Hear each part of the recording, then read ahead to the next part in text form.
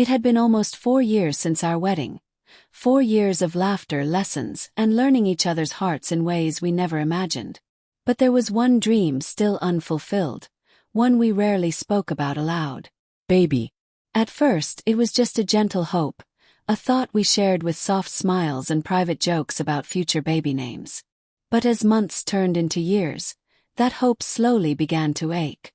Every time someone asked, "So, when are we hearing good news?" I'd force a smile.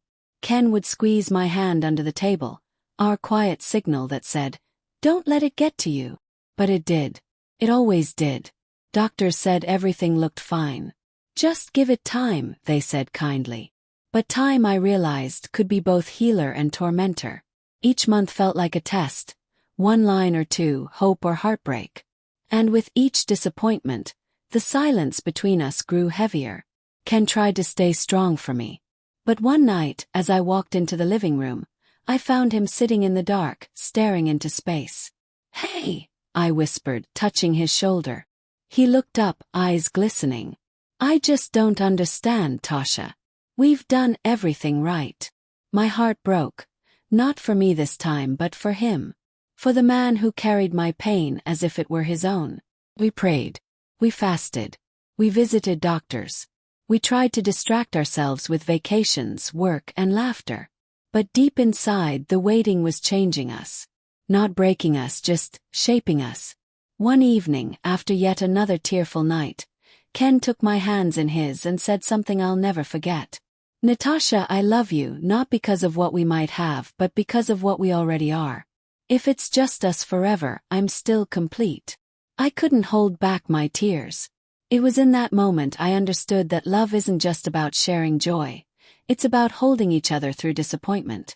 Months passed, and I started journaling again, writing letters to the baby I still believed would come one day. Letters full of hope, dreams, and the promise that even before they existed, they were already loved.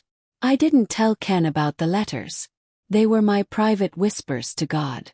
Then one morning, in the quiet of dawn, something felt different. I can't explain it, just a quiet knowing.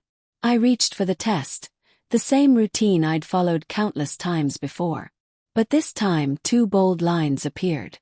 I stared at it in disbelief, my heart pounding. Tears streamed down my face as I fell to my knees. "Thank you, Lord," I whispered through sobs. "Thank you." Ken was still asleep when I walked into the bedroom, shaking. He rubbed his eyes, confused. "Tasha, what's wrong?"